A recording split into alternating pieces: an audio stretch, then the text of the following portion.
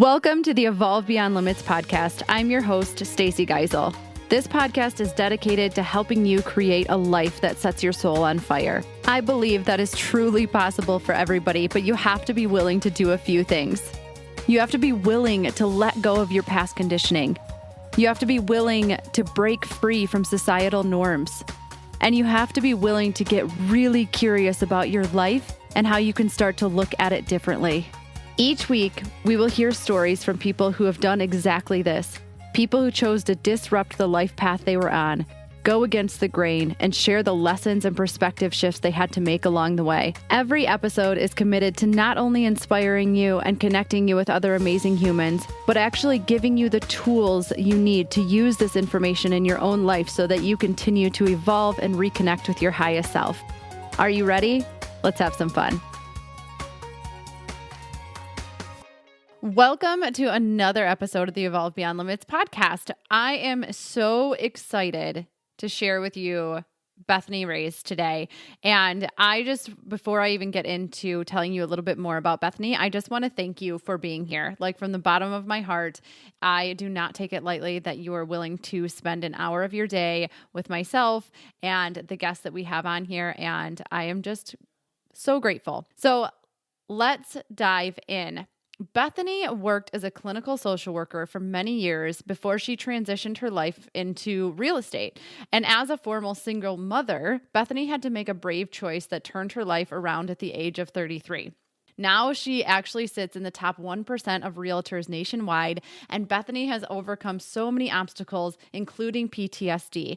Last year, she tripled her business during the pandemic, founded the Better Co., her real estate company, and in 2020, Bethany also became engaged and welcomed 5 more children into her life. So through all of it, she has learned that her core values of freedom, fun, wealth, and authenticity are what set her heart on fire. She is determined to build a business and space that aligns with those values to best serve herself, her family, her team members, and her clients. As we go into this episode, you are going to hear so much from Bethany of how she took that leap, how scary that was, and where her journey has taken her. We talk a lot about the fact that when we go down a personal growth journey, there is going to be people who come along for the ride, and then there's going to be people who maybe don't, and that's okay. And it's okay to have different rings of friends and all kinds of things. What we're showing our children by the things that we're doing, what we're showing younger generations, even if you don't have kids. We dive into a lot. As always, make sure you tune in until the very end, where I will give you a recap on a lesson that I was able to take from this episode, as well as a tool or journal prompt or something, some sort of action step where you can take this and, use it in your own life. So without further ado, let's jump right into the episode. All right. So Bethany, I am so excited to have you here. And the first thing I like to do in the beginning so that the listeners can get to know you a little bit better, and who knows, you might get to know yourself a little bit better, is just ask some rapid fire questions. So if you're ready. I'm ready. You're ready. Okay. I'm so excited. So first thing is just, where are you from and where are you living now? So I was born in Kansas, raised in Michigan, and I live in Franklin, Michigan. Oh my gosh. See, I didn't even know you were born in Kansas. So I learned something already. Yay. Okay. No place like home. Right. Absolutely. Tell me about family, pets, like anything of that nature that we should know.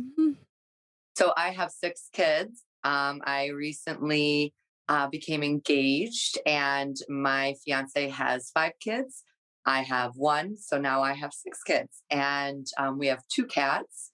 My little soul sister Panther, who I feel very deeply connected to, and if you follow me on Instagram, you'll see her all the time. And then Chris's kids' cat Mittens, who I am working to love. I love it. I love it. Panther and Mittens and 6 Yes. kids. Oh my gosh. Nothing like we could probably go into that for an entire episode. The transition from 1 to 6, I can't even transition from 0 to 1. So, All right. So, where is your favorite place to travel? My favorite place to travel, um, ooh, that's hard. So I love anything that has beautiful nature landscape. Like when I travel, I want to go somewhere that has epic landscapes and full of nature. More historically, it's been more of like warm climates. But then in traveling to Europe and the Netherlands, like I was super in love with the nature there. So for me, when I want to go somewhere, it's really what kind of nature do they have? What landscapes um, that I look for in my travel. Oh, I love that. Hmm. We're like very similar in that way. Okay, where is Hmm. some place that you've always wanted to go but haven't gone yet? Everywhere in Europe other than the Netherlands. So I've been to the Netherlands twice, but I've never been anywhere else in Europe, and that's definitely like first on my list. Spain is a big one. My undergrad degree is in Spanish, so I learned a ton about Spain in my undergrad studies, and like just super excited to go and see it in life rather than just in a book. Oh, that's so good. Okay, Mm. what is your favorite book? My favorite book, I think as I go through life, that changes, right? A little bit here and there. But I love the money mindset book. I always forget what the actual title of is, but the Millionaire Mind. Oh, The Um, Secrets of a the Millionaire secret, Mind. yes, the Secrets of a Millionaire Mind right now is my go-to. Like I have the Audible, I have the actual book, and I will just, even though I've read it a couple of times, like I just keep going back to it because I think it's so powerful. Oh, I love that book too. I actually Yeah. just gifted that to somebody not too long Yes. I ago. gift it to all my clients now at close. Oh, I So, love it. I love yeah. it. Okay. What do you have the most fun doing? I have the most fun doing things in nature.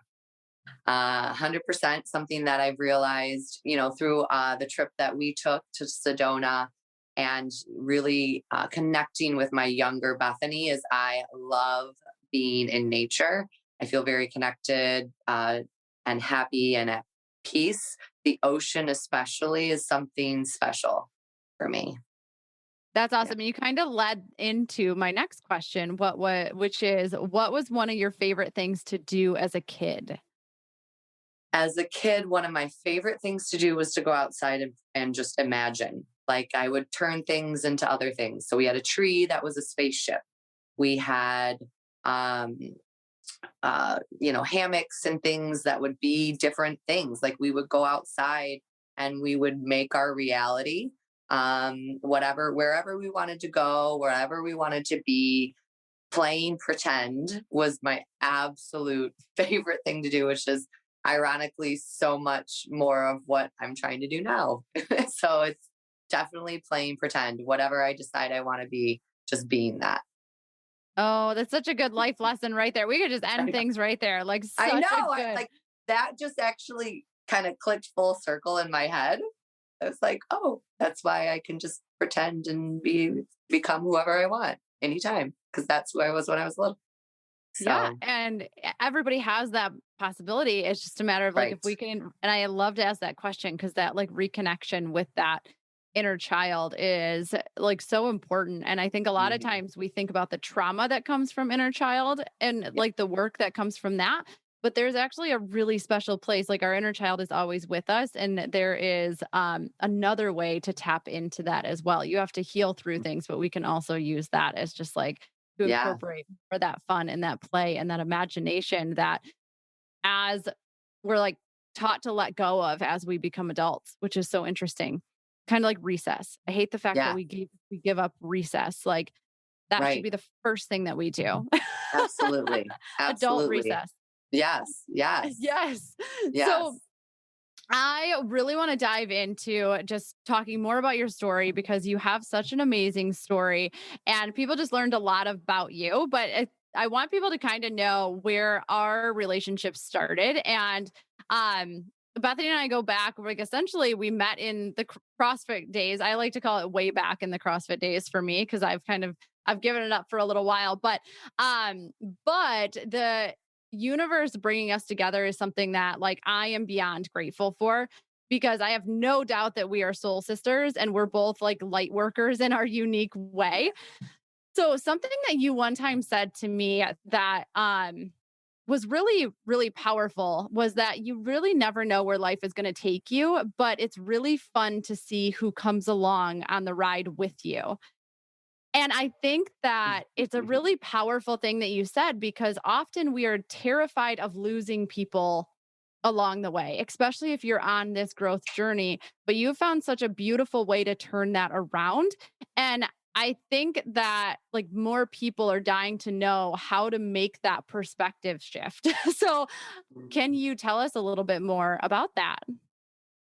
I think that one of the I know I'm working on my I think and I know that when you make brave choices in life, one of the most difficult parts of it is dealing with the response of everyone else around you. And this is kind of like what we were talking about before we even jumped on this. Um, and we're very set in certain routines. We're very set in who we're spending time with. And if we expect to have true purposeful change, whether that's, making a job change or a relationship change or a change in how you eat or a change in how you work out or any type of meaningful change in your life, there are some people that's going to be difficult for them.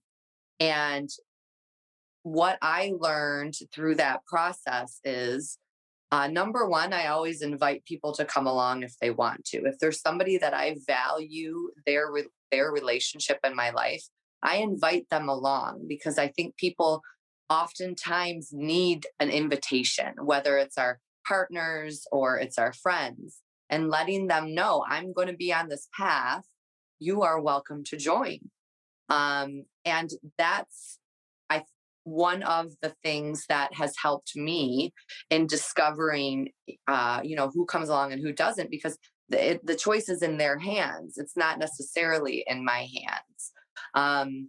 And realizing that the people that choose to come along are on a growth journey of their own, and through that some people will fall off and some people will stay. But the people that end up staying, it's like when you were younger you had tons of friends, and you get older you have less friends but they're more meaningful, and that's just like one more step in it. And we talked a little bit about it when I used to be a social worker, was rings of friendship, right? You have the inner ring of friendship, it's small, there's not a lot of room in there, but it's really, really powerful and really amazing. And as you get farther out, you can have more of those types of friends, but they're not as close to you and they don't follow you along on the journey. So there's some people that have come along on my journey and they are there like on a journey too, following along their own journey. And then there's other people that haven't, but are so supportive that we're able to maintain a relationship. And I continue to make sure that I am also being supportive of whatever it is that they need from me as a friend. It's not all about me and my journey. It can also be about what's going on with them, even if our lives don't look the same anymore. And sometimes it can be a little bit like work, because you're like, okay, well, how are your kids, or how's work, and it's just kind of the normal things. But I care so deeply. Like, I have some friends that are not on this growth journey with me. They have not changed careers. They're at the old job doing the same thing. But they were such beautiful friendships to me when I was going through my divorce, that even if we don't talk for a year, they will always have a special place in my heart. It's not all or nothing. Friendships and relationships can be fluid and can be flexible and can look how we need them to look.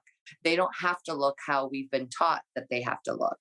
Um, if they're reciprocal, if they're positive, it can work. Now, if you have somebody who isn't positive or is more of, you know, putting like, oh, are you sure you want to quit your job? Oh, are you what are you doing? Oh, are you a witch? Oh, or whatever it is, all these things that as we're becoming more spiritual, people can have these ideas come on.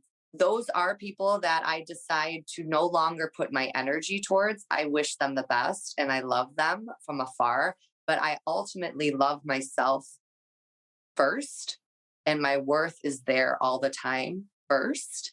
And that's what enables me to love so deeply. But in that, I have to also be protective of that. If somebody's energy or purpose is not pure and good for me or not aligned with what I want, that the best thing I can do for them and me is to not have that relationship anymore and be completely okay with that. And for me, as somebody, I grew up, my parents got divorced, my dad moved out. So I kind of always had this like abandonment fixing mode. And I discovered that like it is not my job to fix where that person's at. And it's also not fair to them because they're at where they're supposed to be, wanting to do what they want.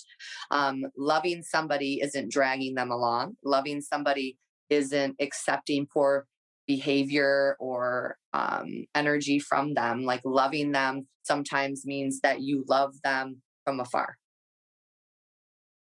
Oh my Long gosh. answer. So no, that Long was answer. it was so good though, because I think like everybody needs to hear that. And I think I could dive into so many things, but it's a matter of, I love that you said like we have to invite people along like on the journey, because a lot of times we make assumptions. We make assumptions that Mhm. people don't want to come along and that they're not supporting us. But at the end of the day, like maybe they don't know how. You And don't we know. Right? And like we don't give them the opportunity to make a change. And this is something that I am hell bent on, is that we have to make the internal external, especially with the people that we care about the most, because if we don't give them a chance, then who like if you don't have the courage to do that and to bring it up to them and give them the choice as to whether or not they want to come along, whether they want to join, whether they want to change some of the ways that they're acting, then you're doing them a disservice by because you're making the choice for them, which isn't fair. Right.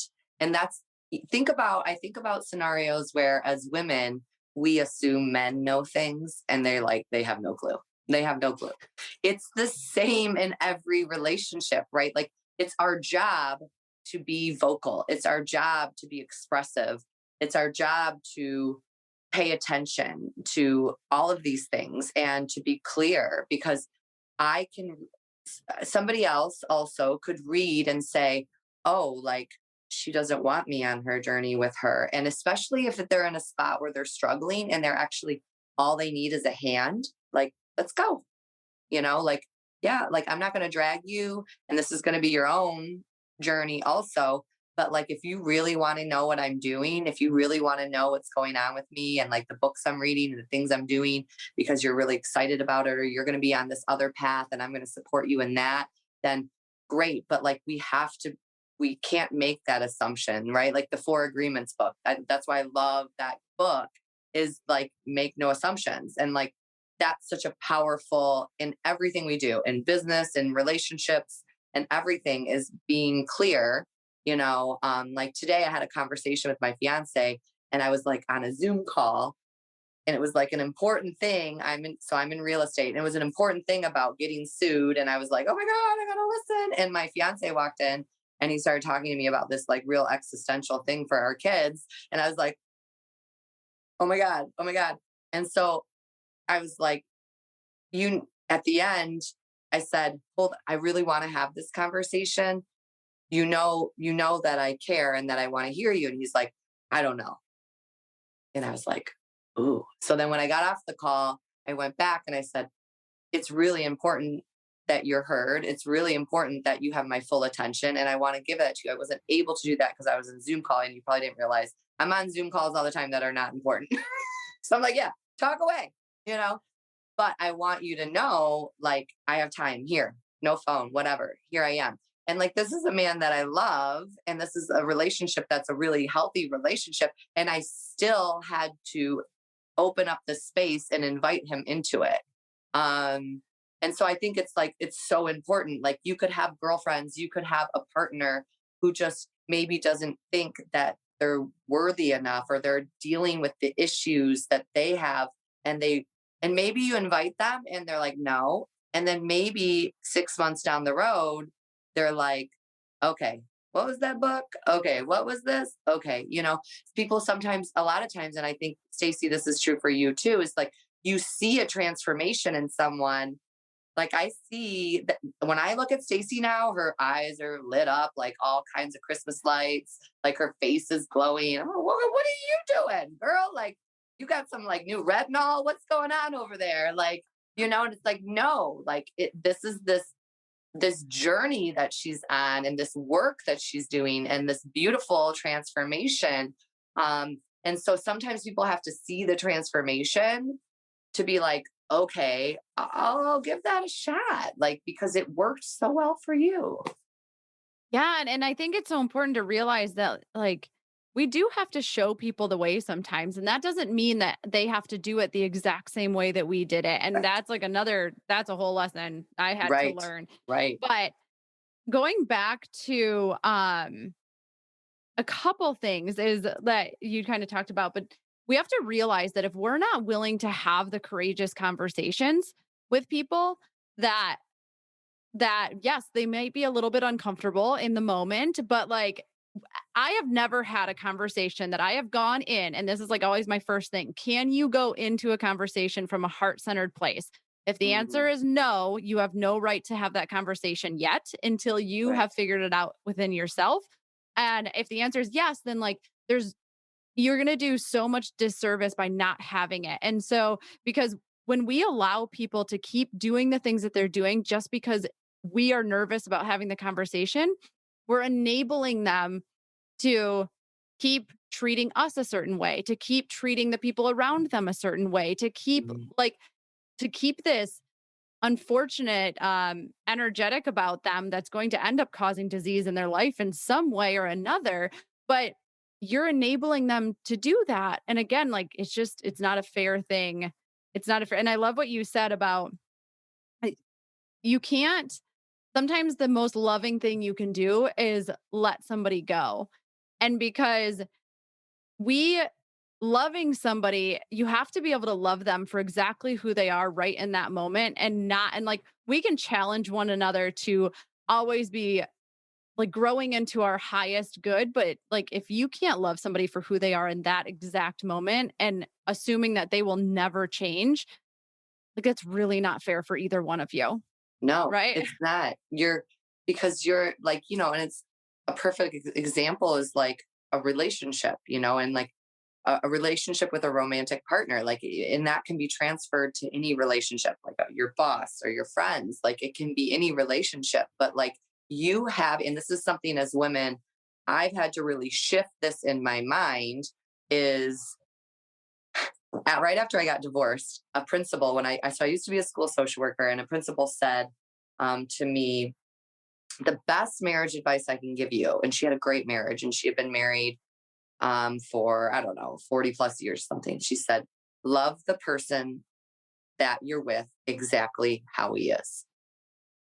And I was like, well, that's the secret sauce. Like, I'm doing that. Oh, yeah, girl, I got that. And I was like, mm, well, like I love him like once he like does this, and like I love him once he becomes this, and I'll love him once he is this, and he says this, and he looks like this, and he does. We see, as women, I think we're nurturers. We see potential in people, so we want to nurture them into who they become. But it's not our job. It's not our job to nurture in with another adult, right? In that way, where we're asking them to change. Who are we to tell them who they should be? And maybe their path needs them to be that right now, and they're going to figure it out down the road. So I love for me is always has expectations as far as boundaries that require me to first love myself and protect, because I don't think that true love, if anybody cares about me or I care about them, I'm always going to want them to care about themselves first. And I'm always going to want myself to care about myself first and to put myself first. Because in that type of love, to me, that's true love, because I'm loving them so much. I want them to love themselves first. And even if that means not being with me, even if that means, whatever. But I think that it all comes from having like a high self-worth and true love for yourself, not self-esteem, not like I can put on this outfit and I feel good, like a deep feeling of worth all the time. And that's the majority of us don't have that. And if we do have some of it, we got to constantly work on it. We got to keep working on that.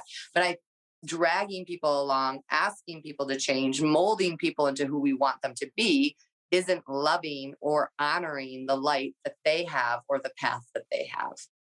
Yeah. And oh man, there's so many things. So it's the difference between unconditional love and conditional love. And Yeah. the unfortunate part is that a lot of us have been taught and only know conditional love. We do that for ourselves and we do that for others. I only love myself if I meet the expectations, the crazy ass expectations that I probably have for myself, or if I checked everything off my to-do list, or if I weigh a certain amount, or if I make this much money, then I love myself. Right. And it's like, man, you have to, at the end of the day, if you didn't get shit done, you still have to be able to love yourself at the same capacity that you did when you woke up in the morning. But the Right. same thing is true.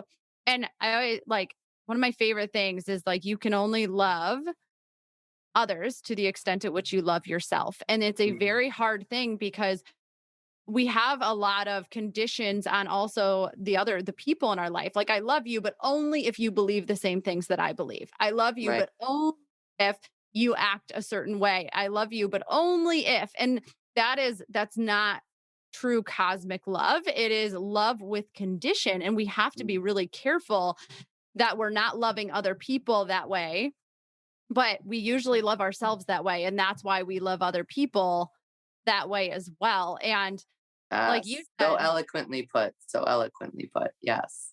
yeah, and we just can't like it blocks us from a lot of things, and it blocks us from um it's our own expectations that a lot of times get in the way, right? And I think the one thing that I have been thinking about a lot lately, and maybe you can resonate, and I know you'll resonate with this, maybe you can talk about it a little bit more, is that this the number one thing that we can do in our life here on this planet is do no harm. Right? Like that's like the golden rule. Like just do no harm. We sign oaths. It's in everything. But it's funny because when we think about that statement, we only think about that statement in regards to others. Mm. But how often are we more than happy to put ourselves in harm's way in order to please the people around us? And so the do no harm means like you can't do harm to yourself physically, energetically, emotionally, or mentally. And that is what has to come before doing no harm to others. Like what you need in your life is the absolute most important thing to honor in order to do no harm. But we've been taught that it's very ass backwards. We're taught everyone else comes first. And if you think about yourself first, you're selfish. What are your thoughts on that? Imagine if everybody put themselves first. Like imagine if, and not a selfless and not like a selfish, greedy way, right?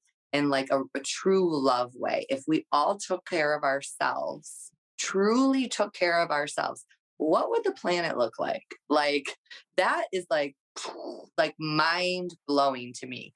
If we all learned to love ourselves and to do no harm to ourselves and to nurture ourselves growing up and to just grow in like a completely different way and to take care of our bodies and take care of our minds and to take care of the environment. Because I think also another layer to this is how you care for yourself is how you care about your surroundings, right? So if I love and care for myself deeply and have value, it's very difficult for me to be destructive. It's very, very difficult for me to be destructive in my environment. It's very difficult for me to be, it would be completely like gut wrenching for me to hurt somebody intentionally. It would be so painful for me to destroy a whole ecosystem, to hurt a child. Mm. Right. And I so it's like, I feel like all of the world's problems would be figured out. We just solved the We world's just thought problem yes, in we're gonna 30 run for like in 30 minutes. queens of the world. Yes. We are. No, because you're so right. And what's really interesting about this is that while we were traveling, so we spent the last 7 weeks traveling, and something that we were driving in Utah up to Park City, and I looked out, and I did not used to have this kind of unconditional love for myself that I have now. So understand this has been a journey. But like you're saying, is once you recognize that we are not different and that all of us are one and everything in our world is equal, it was like we're driving and I saw all the trash Mm, stuck in the fences. Yes, like in the fences of like the roadways and all of this stuff. I don't know that I have ever noticed. And it's not that there was, oh, and this actually happened my whole trip because every time we would stop at like a rest area we stopped at a lot of Walmart parking lots, but nothing like it's just, we would take the dogs out in the grass and I was disgusted mm, by what I had to walk on.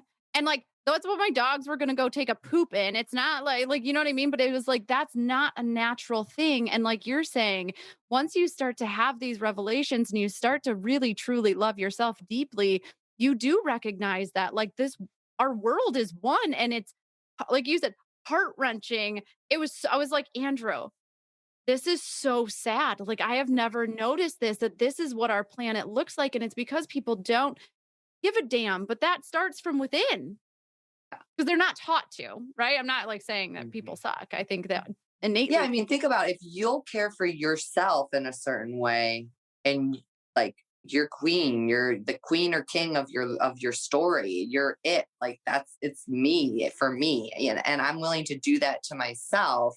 What that in turn, the other things are easy compared to what I do to myself. Like those, and I felt the same way when I lived in South America, and I drove. I remember the first night we got in, I was on a mission trip with my mom. She made me go. She dragged us along. I hated my life. I was 18. I was like, why? I don't even know where Peru is. Like, I was such a brat. And it was like, I got off the bus was driving from the airport, and I look around, and my whole life changed. My whole life changed. I completely changed as a person because I had never seen the poverty that I saw there. I had never, ever seen the level. I'd seen like a picture in a book, but not hours and hours and hours of driving through poverty, like the sheer masses of it, and the trash and the dirty water and the dirt and the animals walking around not cared for. Like the whole thing was I was distraught. I was bawling, and my mom was just holding me. I was 18 years old, and I was like, why is this here and we're not doing anything about it? And I think as I grew through becoming an adult, I some of that was so painful to have and to be so sensitive that I packed that away. I packed it away, and I just made myself a little bit tougher on the outside. But I end up suffering from that because I'm not listening to my body. I'm not being who I truly am. So now I'm discovering that I am an incredibly sensitive person. I wore my contacts one night, not even like slept. I probably slept 5, 6 hours, woke up, had huge infections in my eyes, couldn't get my eyes open, had to go to the emergency room, and like, I was like, okay, what's the gift here? And I was like, it's, it's okay that you're really sensitive because I can feel people's pain. I can empathize. I can love deeper. I can care for people deeper. I can bring all these gifts. And the other side of that gift is I also have to be very protective of my energy. And that's through this process of like going to therapy, of working with you, of working with other people, of reading books, of podcasts, of journaling, of meditating. I've been able to really come back into my own body and come back into my own self, where I realize that I am an incredibly sensitive person. So I can't put alcohol in my body. I can't put certain foods in my body. But when I don't, I feel amazing. I feel so good and I'm myself. And like we're so disconnected from all of that. And then we're taught to just like, well, don't be sensitive. Like there's something, woohoo, like what's going on with you, girl? Like you're a little cuckoo. Like everything's so sensitive. You're so sensitive. And I'm so in tune with myself that have a heightened awareness that other people don't have. So it's not that I'm cuckoo bananas, right? It's that I'm really sensitive. But I felt that feeling of people judging me like that. And so I started to kind of tell myself that, and I toughened myself up to no longer be that person. Yeah.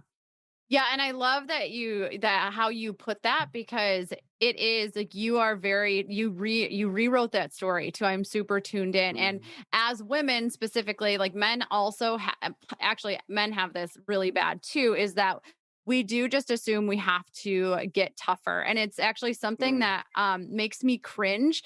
And I love everybody who says this, but there is like a is when we talk about I'm not a crier. I'm like, Mm. okay, that means that we have a lot of blocks and a lot of things pent up and a lot of emotions that we are not feeling, because like I have people all the time. They're like, I haven't cried this. Like I haven't, not even my therapist could make me cry. And I was like, I'm not making you cry. It's that we're getting deep enough that we're actually do it. Like when we cry, it's because we're making a difference. Right. And you do have a gift, and your intuitive gift is that you can feel other people's stuff. And for me, I have intuitive gifts in a different way where I can still sense other people's stuff.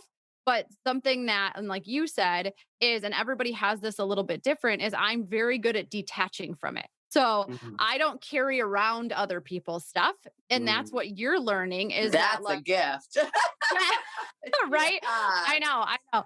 There's a lot of times they're like, how do you like, because I mean, and I've embraced the fact that I am a deep connector. Like it is, I don't do surface level, I do deep connection. And sometimes I Yeah. need to rein that in a little bit. And I Right. understand that's a lesson I'm learning right now. But You're like at the nacho plate at the like you're just like eating dinner with some random person and you're like, oh my god, like I should have this to me all the time. right. And That you're like, that is so powerful though. Like for all of us is to be able to care so deeply, like what you said, but to be able to detach and understand that carrying it doesn't do them or you good. Like wow, what a lesson.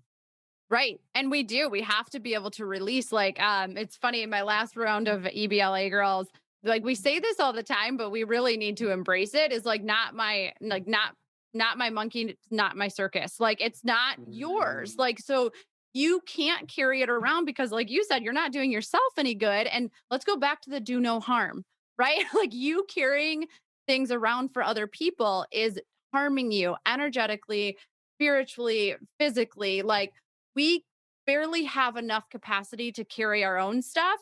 And Right. so we can't carry everybody else's too. So And as a I love that. mom, whoo, let me tell you, man, like it's Please do. heavy. And that's been a huge gift that my fiance Chris has given me is I see his kids struggle and he cares and he helps and he does things, but he's also has a level of understanding that that's their life, that there's choice and there's responsibility that they have even as their children. And that's been quite a crazy lesson for me to learn. And I only had one son, but I would just carry because of the guilt that I felt about decisions I had made in the past. And I think as mothers, we think if we carry that guilt or we take that problem, that we're helping our children. And one of my favorite authors, Glennon Doyle, she talks a lot about not doing that and empowering our children that this is whether they're 3 years old or they're 18 years old, these are the opportunities for them to learn how to live. These are the opportunities for them to learn that life is difficult. And as she says, but we can do hard things.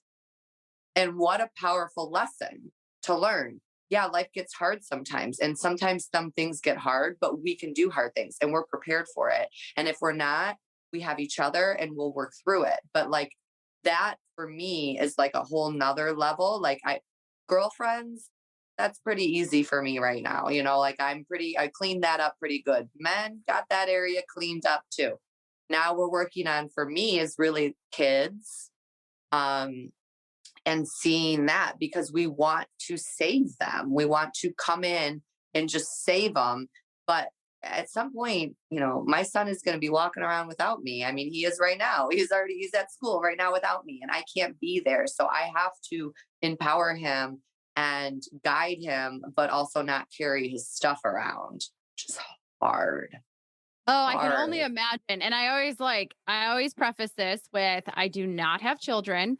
And but I work with humans and I truly believe that kids are just little humans. Like they are little humans that have, but like I think sometimes you have to separate like as much as like we want to take possession over things, right? Like your Mm, kids are not yours. Like understand mm, that they are a soul that came in to this earth and you happen to be the parent, right? But like they're not necessarily like, and we all, depending on what you believe, but like we sign up for some of this stuff. We sign up because we have karma that we are coming and we have lessons that we have to learn. And so we sign up for a lot of the lessons that we're going to learn. Sometimes we learn them like younger in life, sometimes it's as life goes on. But if you are always trying to protect, again, you aren't allowing them to learn their own lessons and therefore they're going to have to keep learning them. Like if they don't learn it the first time, then it's going to keep coming back until yeah. they do, and every time it comes back, unfortunately, it's going to get a little bit more difficult to learn because you're going to get hit a little harder every time that has to come back around. And I know that in our society it's glamorized to a certain extent. I don't know if that's exactly the right word, but that's the word that's speaking to me right now, is like it's it's glamorized to be so worried and to be so protective and to be so overbearing and to be these things, because then you're being a good mom. And if I don't do these things, if I'm freely letting my children learn lessons or I'm empowering them, I don't feel like that's as glamorized or as you're not quite the nurturer, or you're a different mom, and it's like, why can't that just be the norm? Why does that have to be different? Yeah. And so like that's something that you battle against, seeing how other moms do it, watching TV shows, the messages that we're given all the time on how we're supposed to mother. And it's not easy. Like it's not. This is one of my current things I work through right now, is like seeing my son fall and like realizing that I can't pick him up all the time. I can be there and say, all right, it's time to get up, dust yourself up, let's go. But he is at the age where he has to pick himself up. And Yeah. it's not easy. It's really, really hard. Oh, I can't even imagine. And it's a really interesting dynamic in like and this is in so many ways, because if you're not a parent, you can take this like this is I had to learn this through my coaching and through the people around me, was that we have a very masculine way of caring for. When we think about the word caregiver, we think that's still like a very feminine trait, like a woman thing, but a caregiver is actually somebody who literally, what does that person need? And you give it to them. Like, oh, you need help. Here it is. It's like, it's the fixer, right? The caregiver is the fixer. And that's a very, like, this isn't a man woman. This is a masculine feminine thing, but um, it is, yeah, it's a very masculine way of doing it. And that's where a lot of parents, and for me, that's as a coach, what I would do is I wasn't empowering. And I'm going to talk about being a nurturer here in a second. What I was doing was caregiving. People, Yeah. I like to feel needed, right? I was like, oh, you need me. So I loved that feeling. And that was something I had to let go of because what I realized is every time somebody came to me for an answer and I just gave it to them, they weren't learning anything. They weren't applying it. They weren't trying it in their own life. They Mhm. were just taking it as like my word against theirs, which I don't know it all. I will not, I might have claimed that at some point in my life, but I will never say that now because there's so many things that I'm learning. And like, you have to figure out what works for you. And that might be very different than what works for me. So on the Yeah. flip side of that is the feminine, which is the nurturer, right? Mm. Like, and when we can nurture people, we are actually, it is that ability to take a step back and teach them how to empower themselves and to do like let them fall so that they can learn the lesson. But you're just more of a guide. You're not Right. trying to do it for them. Yeah. And I think, yesterday, I had my daughter fell on her bike and she had this, and she was just tired. It was bedtime. It was bedtime. And we were on our bike because I wanted to get some exercise before bed because then we pass out real good. So she was on her little scooter and she fell and she I mean bloody murder on the at the end of my street. It was like like, and she wasn't her. She was upset and she was tired.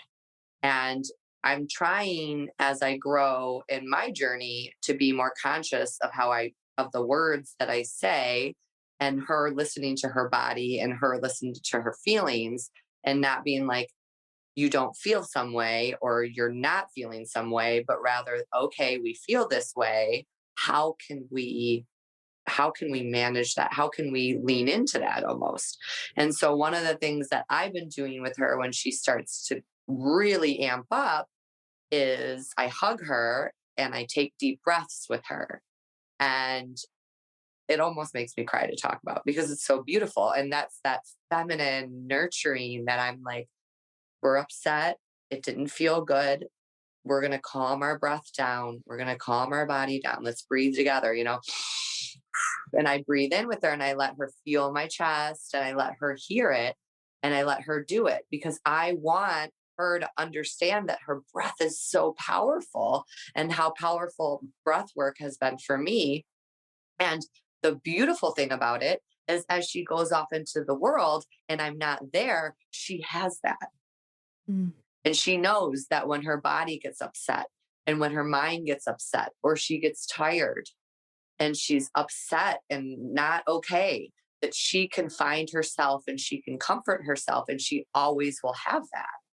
And that's the type of parent that's like a snippet. Now there's other times where I'm not, queen of the parenting, but this is something that I'm really proud of. This is something that I think is really powerful for her. And it feels really good because it's coming from my feminine energy. When I have to parent in a masculine way, sometimes it feels horrible. And I like, bleh. Like I just don't want to be that. Sometimes I'm okay with it, and sometimes I'm like, tap tap, Chris, you're in. Let's go, your turn. And then there's other times where I'm seeing these opportunities to insert my feminine energy into into their struggles. It's so I love, oh gosh, that like touches my heart in so many ways because I love the fact that first of all, the first thing that you do is allow her to honor the fact that she's a human. And so like spoiler alert, we're all humans and we are all going to have we all Pain. we all deserve the same type of love and compassion for ourselves that Bethany is showing her daughter right now of it is okay to feel and a lot but having the tools to what do these feelings mean for me, how do I work with that, and like the cool thing is that she is going to be, because of that, she is going to be so powerful and not and be able Yes, to yes. move through everything. And I think that the last thing I just want to ask you is because you're such a powerhouse when it comes to this. And I think that, I mean, I know how much work you've done around it, but for like, what are we teaching the younger generations when we are doing it all for them, or when we're putting ourselves last, or when we're not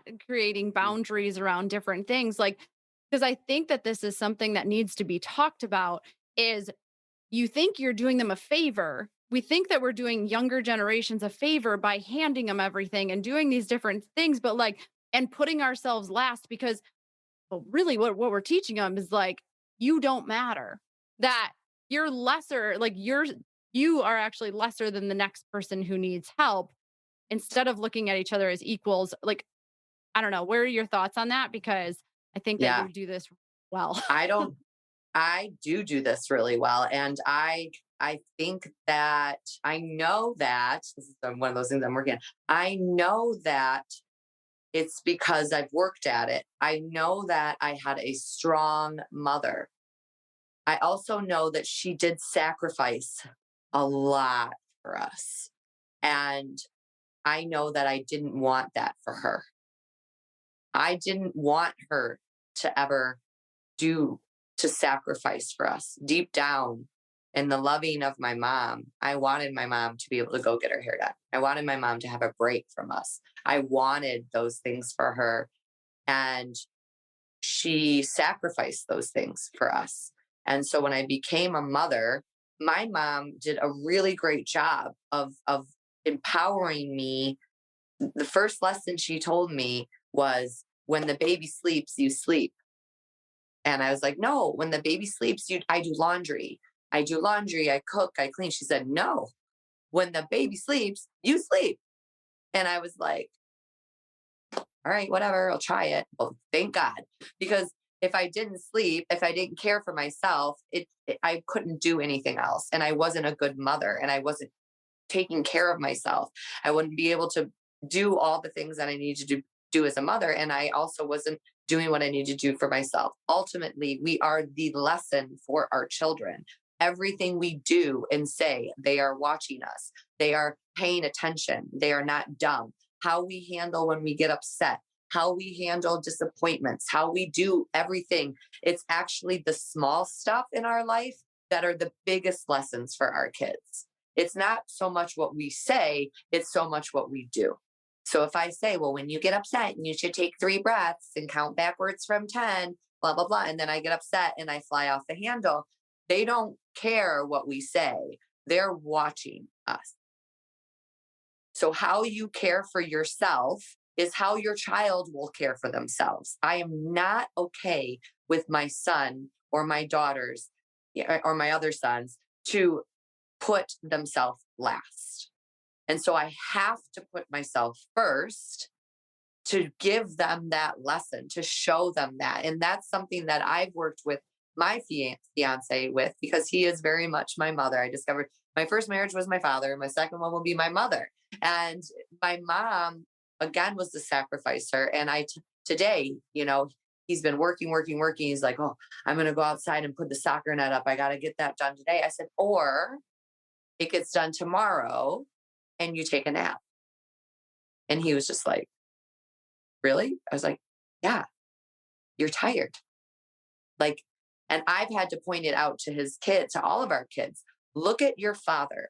He's doing everything for you, and it's not okay for him anymore. He needs time for him because he deserves it, and so it's the ultimate lesson. It's not our words, it's our actions. So if you tell your kids to be patient and you're not patient, if you tell your kids to care about what they eat and what fuel goes into their body and how they care for other people around them, and then you do something different. If you tell them to be loving to everyone that looks different from them, and then you see somebody walk down the street and you make a comment, then you are not teaching them. Hmm. Wow. Okay. I think that was amazing. Like and I know I love it. I think like you could just hear so much passion behind everything that you were saying because you truly do live this. And it is an important lesson, and probably one that I'll follow up on after the show, is that you can't just tell people what to do. We have to live it. And when we live it, we give people permission to Mhm. also live that. And I think it's important because you have kids, you have boys and you have girls. And for your boys, it's so important because they see how, like, when you treat yourself, like a goddess. They are going to know to treat the women in their life like goddesses. The same thing for like the girls is that they're like, "Oh wow, like this is how we treat ourselves." And so they do demand a level of expectations, and I think that it is something that's shifting and it's beautiful, and it's because of women like you that these things are happening. And so I like to always end on one final question if you have a second, which Mm. I think that you've answered this a couple times, but I still am I'm going to ask it is what is one lesson you feel like you are still in the middle of learning? I am still in the middle of learning to the parenting piece, the caring, the letting go of the outcome, right? Mm. Doing what I can, teaching the lessons, creating the environment, but letting go of the outcome, letting go of if my kids fail, letting go of feeling like that's a failure or that I did something wrong. I think that's a continual lesson as they get older that will I will have to keep learning and learning and learning. The other day I was at a dinner party and was like, oh, just wait till your son brings home somebody you don't like. And I'm like, oh, like that, or like dates or marries, or like, oh my God, like it just, that makes me like want to throw up. And the hope is too that the work that I'm doing right now on myself will be the ultimate guide for him. And I was crying really hard the other day when I was like sitting with these little girls that I manifested and is so beautiful. And I thought, oh my God, like I went through all the pain of an abusive marriage, of PTSD, of not having self-worth, of all these things. And I was so grateful I had been through them all. So deeply, deeply grateful because I could pass on the lessons to my kids and especially my girls. And I thought, this is full circle for me. Why I go through everything I go through. It is the ultimate nurturing mother, goddess, feminine energy, is that these lessons that I'm getting, I need to be open for them, continually open for them, because they're not just purposeful for me, but they're purposeful for my family. I literally just got chills because it's again so beautifully put and understanding that all the things that we go through on our life are not they are there to lead us closer to our purpose. They're there to lead us closer to our get us closer to our highest good and our highest self, and you are just a beautiful example of that. So I know that the listeners are going to want to connect with you more. I know that you have a course coming up. Like please share how people can connect with you because I'm sure that this resonated in so many ways, and Mhm. also a little bit more about the course that you have coming so that more women can feel this kind of passion and confidence that you really display. Yeah. So I have a course coming up. The wait list is open. You can go to Better with Bethany is my handle, and link in my bio. Every time I say it, I feel like it's a cheesy line. It's amazing. Link in my bio, you pull it up and then you'll see the course there. The course is power in decisions, power in your choices. We have so much choice and opportunity in this life to make brave, amazing decisions. And I know as I've gone through this process and even working, so I work in real estate full time, is I see these really high functioning people that still struggle to make decisions confidently, still struggle to know how they feel about something. Well, I'm not really sure what's best for me. So making these decisions confidently that are best for you and like learning. I have 4-week process how to get you there. I've put together everything that has helped me.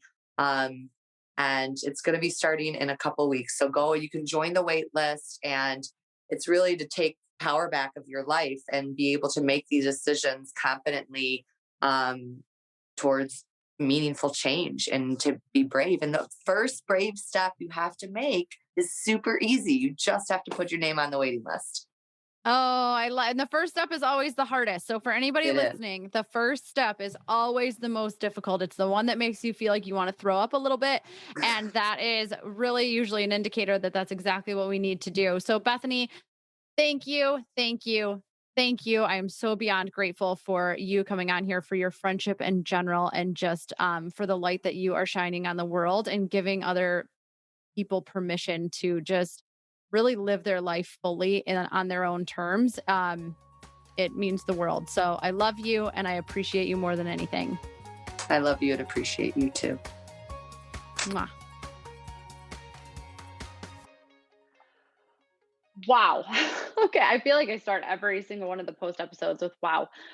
But that's literally how I feel when I get off of these conversations because there's so much to be learned. And I hope that you really enjoyed that conversation with Bethany. I know that I did. I learned some things. And one of the things that I really wanted to expand upon that she said was, it was right at the end, but she was talking about her kids and the fact that they're always watching. And she says, it's not the big things, it's the smallest things that are teaching them the biggest lessons. And that they don't care what you say, they are watching. And even though she was talking about her kids, I want to take a second to expand on this because this is true for every single person in your life. You don't get to tell people how to live their life. But man, you can show them. You can show them that there's a different way, right? And that they might be able to look at it a little bit differently. And the reality is like if you believe in something, if you believe that there's a different way of doing things, if you believe in just like in something, you have to be able to stand up and not just talk about it. You have to be able to live it. It doesn't mean that it is the perfect way. It doesn't mean that it's the best way. It is simply the way that works the best for you right now. And when you learn more, you can give yourself permission to change that a little bit. But one of the biggest things that I have done in my own life, and I've seen so many people do, is that like you have to take the leap for you and you have to live the best life that you can live. And who knows, like it's by that actual act of doing that you are inspiring. So you have no idea how many people you're inspiring. For every one person that maybe tells you that you are an inspiration to them, there's 10 that are thinking it that will never say it. And that's okay, but you're giving people permission to live a different way, right? And a lot of times we let imposter syndrome sneak in, or we don't live what we teach or what we believe because we are afraid of how it's going to look in the eyes of others. It might just, and I know I went through this, like it might just look like you're jumping from one thing to the next. But what if you're actually just taking the necessary steps you need to lead you closer to the highest version of yourself and your purpose? Like, what if we could change that perspective? Because sometimes things might look messy from the outside looking in, things might feel messy from the inside looking out, but it's all getting you closer to where you're supposed to be. And you have to be careful to not just stand still. Right. And one of my favorite songs is Leave Her Wild. And something he says in there is like, she may not be found, but maybe she's not all that lost. And I think that that is something that we have to give ourselves permission as well, is that it doesn't have to make sense in the eyes of everybody else, but it does have to make sense for you. So, in order to do that, you have to start to release judgment. And I think that this is something Bethany was so is just she's a powerhouse in it, truly, is that she has been able to release judgment. She has released judgment from the other people, but more importantly, release judgment for herself. And also she's been able to forgive herself for the mistakes that, quote unquote, mistakes that she's maybe made in the past, right? And I like to say, like, treat your past self like an ancestor because, like, you were doing the best you could with the information that you had at the time. And now that you have different information, you can do things differently. But don't beat yourself up. Don't live in the past. There's no wrong or life. I'm sorry. There's no wrong or right in life. It's simply what is best for you in that moment. And we live so much in that black and white that we strip away that like life actually happens in the gray, because gray equals flexibility. And when we have flexibility in our life, we're able to, like, there's so many more opportunities in our life, right? So give yourself permission to evolve and grow without beating yourself up in the process. Okay. So I want you to think about this question. What is one area of your life that you need to show up for yourself more? And how do you think that that would impact the people around you? And I want you to make me a commitment this week. No, make yourself a commitment, right? This week. And make yourself a commitment to start showing up for yourself every single day. And one of the best ways from my own experience, and as you know, this is about, I will give you some of my experience, but I want you to take this, I want you to experiment with it, I want you to make it yours, is to have a super high vibe morning routine where I am able to honor exactly what it is that I need that day. And this might be very different from any other morning routine you've ever done, because a lot of times we do morning routines because we're told that we should, or we're told that that's what successful people do. And so we put it on our list as another thing to check off and make sure that we got done, right? I want you to think the goal of this morning routine is to start your day and remind yourself that you are the most important person in your life. And when you can show yourself that kind of love, you are teaching those around you to do the same thing. You are giving them permission to look at their life differently and put put that love they need for themselves first. And if we had that kind of love spreading each day, the world would truly start to shift. I have no doubt about that in my mind. So I'm going to attach a video where you can learn more and start to develop your own like high vibe morning routine. And I want you to make sure that you shoot me a text at 248-206-3431 so that we can chat more about this commitment to yourself, or how maybe you've seen this play out in your own life, right? I want you to connect with me on Instagram, whatever you want to do. I want to have a conversation with you because I want to help you make this transformation in your life. So make sure that it means the world to me. I'm not even kidding, like the world to me, when you subscribe and rate the podcast. And please, like, share this episode with anybody that you think may need to hear it today, because you never know what are the things that are going to stick out for them. And maybe it's exactly like you're the angel that they needed that day. And that was the exact thing that they needed to make a change in their own life. So I am sending you so much love and light this week. And until next week, be bold, be brave, be you.